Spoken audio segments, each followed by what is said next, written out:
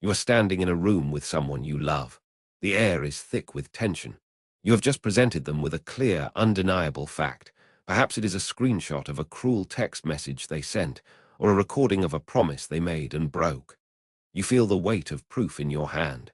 You expect an apology. You expect accountability. You expect the truth to finally set things straight.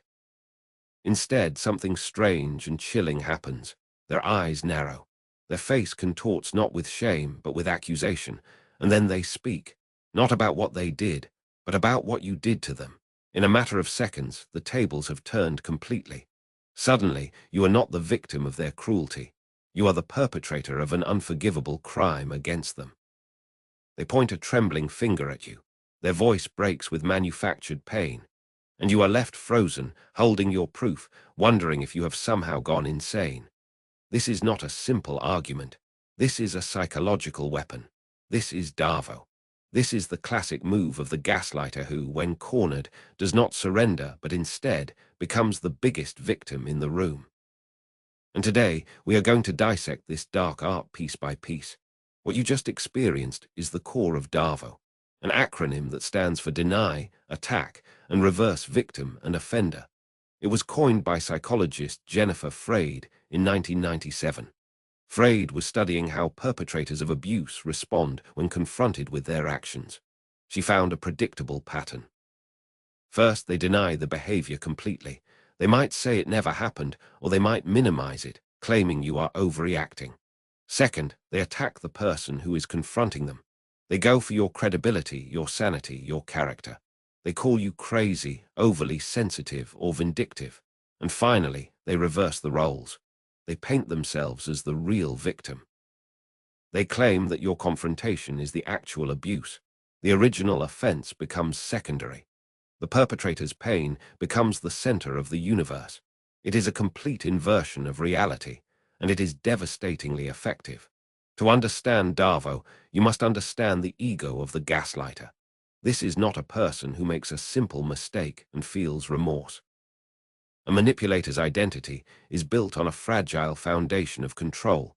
They cannot admit fault because fault would mean losing power. Fault would mean facing the ugly truth about themselves. And that is a threat so existential that their brain will twist reality to avoid it. When you present them with proof, their defense mechanisms activate instantly. Their first instinct is not to process the information. It is to destroy the source of the threat, which is you. This is why the denial is so aggressive. It is not a gentle "I do not remember that." It is a vehement "you are lying. You are making this up. You are the one who is abusive. Let us dive into a real-life scenario. Imagine a couple, Sarah and Mark. Sarah discovers that Mark has been hiding a significant amount of credit card debt. She sits him down calmly and shows him the statements. She is hurt but composed. She asks for an explanation. Mark's face goes red. He pushes the papers away. He says, "This is ridiculous. You are obsessed with money. You never let me breathe. You are controlling every aspect of my life." Sarah is taken aback. She was expecting a conversation about finances. Now she is defending her entire personality. Mark continues. He brings up a time last year when Sarah forgot to pick up his dry cleaning. He brings up a comment she made at a party 6 months ago. He builds a case. He says, "You are always criticizing me. You make me feel worthless. I have to hide things from you because you react like this." And just like that, Sarah is no longer the victim of financial betrayal. She is the villain of a story where Mark is a poor, scared husband trying to survive a tyrannical wife. The debt is forgotten. The conversation is now about Sarah's flaws. Sarah leaves the room confused, guilty, and apologizing. Mark has successfully escaped accountability. He has used DARVO to not only protect his ego, but to reinforce his dominance. This is the cognitive trap. It works because of several deep-seated psychological biases that exist in all of us. The first is the fairness bias. We are taught that every story has two sides. When someone claims they are the victim, we instinctively want to give them the benefit of the doubt. The gaslighter exploits this. They force you into a defensive posture. Your brain shifts from "I need to resolve this issue" to "I need to prove I am not a bad person." And in that shift, you lose sight of the original issue. The second bias is the just world hypothesis. We want to believe that people get what they deserve. If Mark is playing the victim so convincingly, part of our mind thinks, well, maybe Sarah is a little harsh. Maybe she did provoke him. We rationalize the perpetrator's behavior because it is easier than accepting that someone could be so blatantly manipulative. The third bias is the ambiguity of emotional reality. When someone tells you that you are hurting them, how can you prove them wrong? Pain is subjective. A gaslighter knows this. They use emotional accusations as a shield because you can never fully disprove someone else's feelings, even if those feelings are weaponized. Statistics on emotional abuse paint a grim picture of how common this is. According to the National Coalition Against Domestic Violence, nearly half of all women and men in the United States have experienced psychological aggression by an intimate partner in their lifetime. But the number is likely much higher because DARVO itself prevents reporting. When victims are gaslit into thinking they are the abuser, they stay quiet. They internalize the shame. A study published in the Journal of Social and Personal Relationships found that DARVO tactics are highly effective at causing victims to doubt their own perceptions. Victims reported higher levels of self-blame and confusion. They were less likely to seek help because they feared being seen as the aggressor. This is the weapon's ultimate purpose. It is not just to win an argument. It is to dismantle the victim's sense of reality so thoroughly that they become compliant and dependent. Now, let us look at the cognitive mechanisms inside the gaslighter's mind. This is a key difference between a healthy person and a manipulator. A healthy person who hurts someone feels cognitive dissonance. Their behavior contradicts their self-image as a good person. To resolve this, they apologize, they change, they do the work. But a gaslighter cannot do that. Their self-image is so rigid and so protected that they must reduce the dissonance by blaming you. They genuinely believe in the moment that they are the victim. This is called motivated reasoning. Their brain selectively searches for evidence that supports their innocence. A simple disagreement becomes proof that you are attacking them. A request for an apology becomes proof that you are cruel. They are not lying in the traditional sense. They have rewritten their own internal narrative to survive. This is what makes DARVO so insidious. The perpetrator often feels righteous in their victimhood. They truly believe they are fighting back. And that conviction makes their performance incredibly convincing. How do you recognize DARVO in the moment? The first warning sign is the sudden shift in topic. You bring up issue A. The other person immediately deflects to issue B, C, or D. They never address the core problem. The second sign is the use of absolute language. You always do this. You never listen. You are the only one who treats me this way. These statements are designed to trap you into defending a sweeping, unprovable accusation. The third sign is the emergence of emotional volatility as a distraction. They may cry, scream, or go silent. These displays are meant to trigger your empathy. You stop focusing on the evidence in front of you and start focusing on their emotional state. The fourth sign is the explicit role reversal. They will say something like, "I am terrified of you right now," or "You are destroying me." Pay attention when the person who holds the power suddenly claims to be powerless. So how do you respond? This is the hardest part. Your natural instinct is to explain, to defend, to provide more evidence. Do not do it. That is the trap. If you engage in a defense of your character, you accept their frame. You are now playing the game they invented. The first rule of responding to DARVO is to stay anchored to the reality of the problem. You must calmly and repeatedly return to the original point. You can say, "I understand you are upset. We can discuss that later.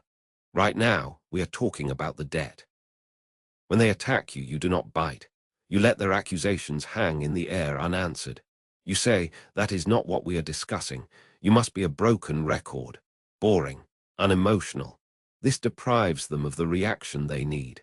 The second rule is to name the behavior without accusation. You can say, "This feels like a reversal. We were talking about one thing, and now you are making this about me." That is a technique. Call it what it is, not in anger, but in observation. Many manipulators falter when they realize their tactics are transparent. They expect you to be confused. When you are not, their power diminishes. The third rule is to enforce boundaries. If the conversation becomes a DARVO attack, you can end it. You have the right to disengage. You can say, I am not going to continue this conversation while you are blaming me for the thing you did.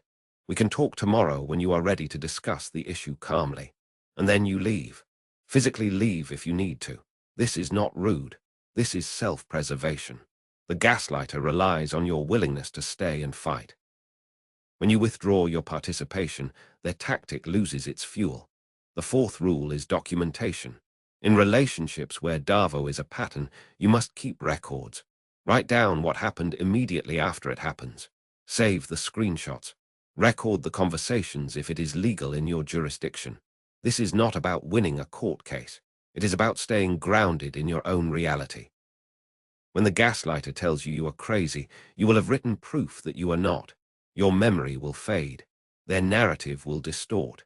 But the document remains. Let us consider the long-term damage of DARVO. This is not just a nasty argument tactic. It is a form of psychological violence because it destroys the victim's epistemic trust. Epistemic trust is your ability to trust your own knowledge and perceptions. When your reality is constantly contradicted and inverted, you eventually stop trusting yourself. You become dependent on the gaslighter to tell you what is real. This is the foundation of coercive control. Victims of chronic DARVO often develop anxiety, depression, and complex post-traumatic stress disorder. They become hypervigilant. They second-guess every action. They apologize constantly. The abuser has achieved total dominance without ever laying a hand on them. The scars are invisible but deep. There is a historical context here that makes DARVO even more disturbing. Throughout history, powerful institutions have used this tactic to silence victims. In cases of institutional abuse, the organization often denies the claim, attacks the whistleblower, and then positions itself as the real victim of a witch hunt. The Catholic Church used this against survivors of clerical abuse. Corporations use this against employees who report harassment. Governments use this against political dissidents. DARVO is not just a personal weapon. It is a systemic one. It works on any scale where power imbalances exist, and it works because it taps into a universal human fear. We are all afraid of being the bad person. The gaslighter weaponizes that fear against us. So why do gaslighters always play the victim? Because it is the only role that guarantees them safety. The victim is untouchable. The victim is sympathetic.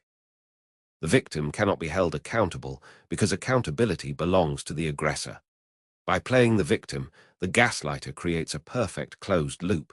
They hurt you. When you react to being hurt, they point and scream that you are the one hurting them. And if you are not careful, you will believe it. You will spend years trying to prove your innocence to someone who never intended to listen. The truth is, DARVO is a sign of deep sickness. The gaslighter is trapped in a prison of their own ego. They cannot face themselves. They would rather destroy you than look in the mirror. Understanding this gives you a strange kind of power. You realize it was never about you. Their attack is a confession of their own fragility.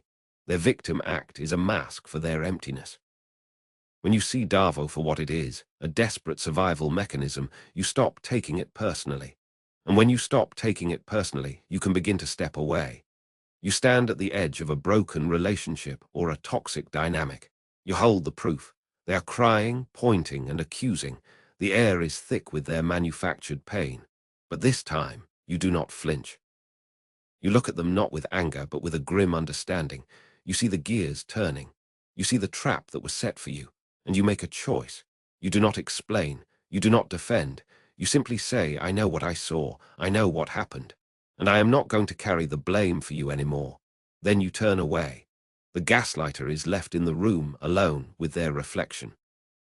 And for the first time, they have no one to project their darkness onto. That silence is the beginning of the end.